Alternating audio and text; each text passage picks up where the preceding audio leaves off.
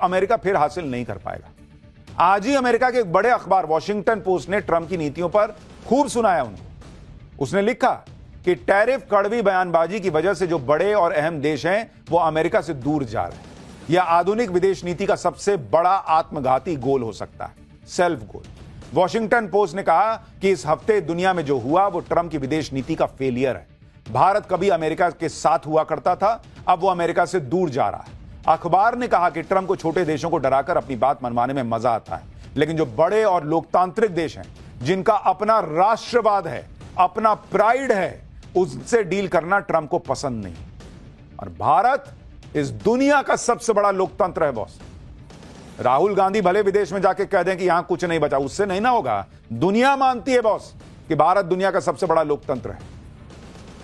Washington post लिख रहा है कि भारत का अपना राष्ट्रवाद है, अपना प्राइड है, और नरेंद्र मोदी उस प्राइड को बचाने की लड़ाई लड़ रहे हैं कि कोई भी आके कोहनी मार के चला जाएगा, ऐसा नहीं चलेगा बॉस। हमने आपको 2 दिन पहले ही बताया था कि भारत पर ट्रंप को यू टर्न लेना ही पड़ेगा। आज ले, 2 महीने बाद ले, 6 महीने बाद ले, ये भाई रास्ता बदलेगा। क्योंकि जिस मकसद से ट्रंप भारत से भिड़ रहे थे वो पूरा हुआ ही नहीं। पीएम मोदी ने ट्रंप की हर चाल फेल कर दी। दूसरी तरफ पीएम मोदी ने ट्रंप को ऐसा ट्रेलर दिखाया कि ट्रंप अब सरेंडर मोड में। 2 दिन पहले ही पीएम मोदी ने जीएसटी रिफॉर्म को लेकर बड़ा फैसला लागू कर दिया। यह भारत की इकोनॉमी को डेड बताने वाले ट्रंप को सीधा मैसेज था कि भारत खुद की रफ्तार बढ़ाने में लगा है, वो किसी का मोहताज नहीं। तुम मत सोचो कि हम तुम्हारे वो दोस्त हैं कि तुम बाइक पर बैठाओगे तभी ट्यूशन जाएंगे। अरे भैया तुम बैठे रहो, हम अपनी बाइक बना लेंगे और उससे चले जाएंगे वाला हिसाब है भारत का। पीएम मोदी ने जिस तरह से भारत की इकोनॉमी को रॉकेट बनाया हुआ है, जीडीपी ग्रोथ को करीब 8% तक पहुंचा के रखा हुआ है, उससे भी अमेरिका को यह मैसेज चला गया कि भारत जैसी उभरती अर्थव्यवस्था को टैरिफ के दम पे झुकाया नहीं जा सकता। ट्रंप ने भारत पर टैरिफ लगाया तो पीएम मोदी ने साफ मैसेज दे दिया था कि जो नुकसान होगा देख लेंगे बॉस, लेकिन अमेरिका के आगे नहीं झुकेंगे। क्योंकि एक बार झुकेगा ना तो ये फिर करेगा। और इन लोगों को लगता है कि भारत गुलामी सहा है इतने साल, तो जो बोलेंगे सो करेगा। अरे जाओ, गुलामी सहली, अब ना सहते हम। ट्रंप ने भारत पर टैरिफ लगाया तो पीएम मोदी इससे डर नहीं गए, ना पैनिक मोड में आए, बल्कि पीएम मोदी ने भारत के प्रोडक्ट्स के लिए दूसरे बाजार की तलाश तेज कर दी। ट्रंप अंतर्राष्ट्रीय लेवल पर भारत को अलग थलग करने की कोशिश में थे। यूक्रेन युद्ध का दोष भारत पर लगाने लगे, यूरोप को भारत के खिलाफ भड़का रहे थे, लेकिन पीएम मोदी ने पूरा गेम पलट दिया। यूरोप तक भारत के समर्थन में आते। मोदी सरकार के मंत्री अलग अलग जगह जाके विदेशी चैनलों पर बैठ के बताने लगे कि ये तो झुट्टा है, ऐसे ऐसे बोल रहा है। ये देखो ना, खुद नहीं खरीदता है, यूरोप नहीं खरीद रहा है रूस से तेल। पूरा प्रोपेगेंडा इनका उड़ा दिया, धज्जियां उड़ा दी। इतना ही नहीं, भारत को अलग थलग करने में लगे ट्रंप को पीएम मोदी ने क्वाड में अलग थलग कर दिया।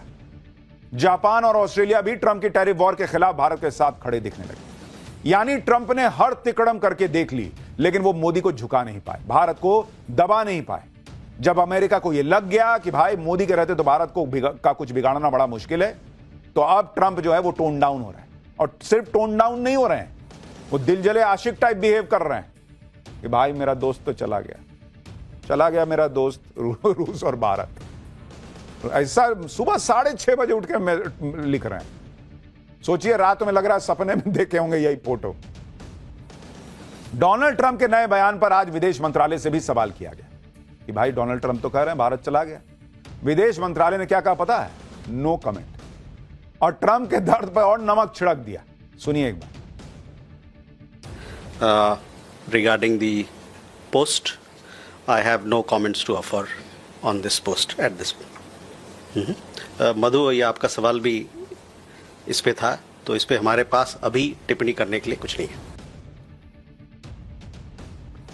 यानी जैसे दोस्ती में नहीं होता है कि आदमी सोचता है कि मैसेज भेजूंगा कुछ तो भाई रिप्लाई लिखेगा, फोन काट दिया। मैसेज में रीड का साइन आ गया, नीला नीला टिक, लेकिन रिप्लाई नहीं गया भारत का। No comment. अब और उछलो। ट्रंप के बयान पर विदेश मंत्रालय ने कोई प्रतिक्रिया ही नहीं दी। कूटनीति की अपनी कुछ मजबूरियां भी हो सकती हैं, लेकिन सोशल मीडिया पर लोग ट्रंप के नए बयान को लेकर बहुत सी बातें कर रहे हैं। कोई कह रहा है कि ट्रंप ने भारत को खो दिया तो क्या हुआ, super power, fastest growing Pakistan तो है ना तुम्हारे साथ। कोई कह रहा है कि ट्रंप ने खुद ही भारत से दुश्मनी ले ली, भारत को दूर कर दिया, भारत को खोने का गम मना रहा है। लोग कह रहे हैं कि ट्रंप ने तो भारत को उसी दिन खो दिया था जब वो व्हाइट हाउस में मुनीर को लंच करवा रहे थे। खुद ट्रंप ने भारत जैसे मजबूत पार्टनर की जगह कंगाल पाकिस्तान को चुना, तो फिर अब पांव पटकने से क्या फायदा? लोग यह भी कह रहे हैं कि रूस तो पहले भी अमेरिका के साथ नहीं था, तो रूस को चीन के हाथों खोने की बात कहां से आ गई? रूस और चीन तो पहले से ही साथ थे। लेकिन अकेले भारत के बारे में लिखने में लग रहा होगा कि ज्यादा एकदम डायरेक्ट हो जाएगा कि मैं मरा जा रहा हूं भारत के लिए, तो भारत और रूस दोनों लिख दिया भाई कि दोनों को खो दिया। अरे रूस कौन सा तुम्हारे लिए एकदम बहुत बिछा जा रहा था। डोनाल्ड ट्रंप का यह पछतावा डिप्लोमेटिक भी है और पर्सनल भी, क्योंकि ट्रंप ने भारत से रिश्ते तो बिगाड़ लिए, मोदी जैसा दोस्त भी गवा दिया। ट्रंप को इस बात का एहसास तब हो गया होगा जब उन्होंने मोदी और पुतिन का याराना देखा होगा। मोदी, पुतिन, जिनपिंग की इस तिकड़ी को बार बार देखकर ट्रंप को यही लग रहा होगा कि इन तस्वीरों में जिनपिंग की जगह वो भी हो सकते थे। इसलिए ट्रंप ऐसा पोस्ट कर रहे हैं जिसमें उनका दर्द दिख रहा है। डोनाल्ड ट्रंप को इस बात की भी पीड़ा हो रही होगी। इधर तो पीएम मोदी जिनपिंग से मिल रहे हैं, पुतिन के साथ कार में घूम रहे हैं, लेकिन ट्रंप का फोन ही नहीं उठा रहे। मोदी की नाराजगी कितनी भारी पड़ सकती है, शायद अमेरिकी राष्ट्रपति को अब धीरे धीरे समझ में आ रहा है। यहां भारत में कुछ लोग थे कि मोदी जी गए, उधर जाके हंस रहे हैं, क्या हो रहा है भाई? वही हंसी देख के उधर आग लगी हुई है। ट्रंप ने सोचा था कि वो नरेंद्र मोदी से भिड़ जाएंगे तो फिर अमेरिका के सामने भारत को कौन पूछेगा, लेकिन यहां तो पूरा ग्लोबल ऑर्डर ही नरेंद्र मोदी ने बदल दिया। कोई देश ऐसा नहीं जो भारत से दोस्ती न करना चाह रहा। तो यहां यूरोपीय यूनियन जो है वो फ्री ट्रेड तक पहुंच गई है बातचीत। दूसरी तरफ भारत ने इंडो पैसिफिक रीजन में स्ट्रैटेजिक पार्टनरशिप मजबूत करने का प्लान एक्टिवेट कर दिया है, जिसको लेकर पहले पीएम मोदी ने सिंगापुर के पीएम से मुलाकात की, जो भारत के दौरे पर आए हैं। पहलगाम आतंकी हमले पर भारत के साथ खड़े होने के लिए उनका आभार जताया और दोनों देशों के बीच 5 बड़ी डील भी हुई। और फिर एनएसए अजीत डोभाल की भी सिंगापुर के पीएम के साथ बैठक हुई। दोनों ने हाल में हुई घटनाओं के बीच इंडो पैसिफिक रीजन में सुरक्षित ट्रेड के उपायों पर चर्चा भी की। अब यह समझना भी जरूरी है कि ट्रंप के टैरिफ वॉर के बीच सिंगापुर के पीएम को भारत का जो ये भारत दौरा है उसको इतना अहम क्यों माना जा रहा है?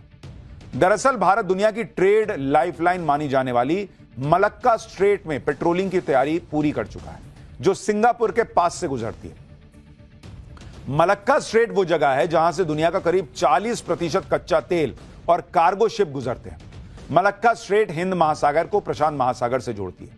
सिंगापुर ने मलक्का स्ट्रेट को लेकर भारत की पहल का खुलकर समर्थन किया है और सिंगापुर ने यह तक कह दिया है कि मलक्का स्ट्रेट में भारत की मौजूदगी पूरे इंडो पैसिफिक रीजन को सुरक्षित रखेगी। सिंगापुर के इस बयान को भारत की बड़ी स्ट्रैटेजिक जीत भी माना जा रहा है। नरेंद्र मोदी तो बाकी देशों से दोस्ती मजबूत करने में लगे।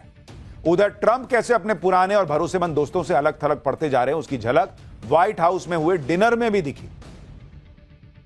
ट्रंप ने व्हाइट हाउस में टॉप टेक्नोलॉजी कंपनीज के सीईओ को डिनर पर बुलाया, लेकिन इनमें एक बड़ा नाम गायब था। कभी ट्रंप के बेहद करीबी माने जाने वाले और राष्ट्रपति पद के चुनाव में ट्रंप के लिए खुलकर कैंपेन करने वाले, पानी की तरफ पैसा बहाने वाले एलन मस्क इस डिनर से नदारद रहे। ट्रंप के डिनर में मेटा के मार्क ज़करबर्ग, माइक्रोसॉफ्ट के फाउंडर बिल गेट्स और सीईओ सत्या नडेला, एप्पल के टिम कुक और ओपन एआई के सैम ऑल्टमैन जैसे दिग्गज सीईओ शामिल हुए। लेकिन मस्क भाई साहब वहां नहीं गए। मस्क नहीं पहुंचे तो इस पर चर्चा ने जोर पकड़ लिया कि उन्हें ट्रंप ने न्योता ही नहीं दिया क्या, जिसके बाद खुद एलन मस्क ने पहले ही कह दिया था कि उन्हें न्योता मिला है लेकिन वो नहीं जाएंगे, क्योंकि मस्क भी अब शायद समझ चुके हैं कि ट्रंप को दोस्ती नहीं बल्कि अपनी शर्तों पर होने वाली बिजनेस डील के रिलेशन को लेकर ही उनका ध्यान रहता है। टैरिफ वॉर पर अपने ही घर में घिर चुके ट्रंप डिनर में भी यही साबित करने में जुटे रहे कि वो दुनिया के दूसरे देशों से नहीं बल्कि अपने देश की कंपनियों से भी बिजनेस डील करने में जुटे। तो भैया ग्लोबल ऑर्डर तो बदल रहा है, लेकिन भारत इस ग्लोबल ऑर्डर में भी मजबूती से ऊपर जाता दिख रहा है, अपनी शर्तों पर चलता दिख रहा है, प्रगति करता दिख रहा है। लेकिन नरेंद्र मोदी तो रिफॉर्म कर रहे हैं, राहुल गांधी क्या कर रहे हैं? पाठशाला में अगला चैप्टर देखिए विपक्ष का। पीएम मोदी देश में बड़े बड़े रिफॉर्म कर रहे हैं, राहुल गांधी आरक्षण वाला कौन सा नया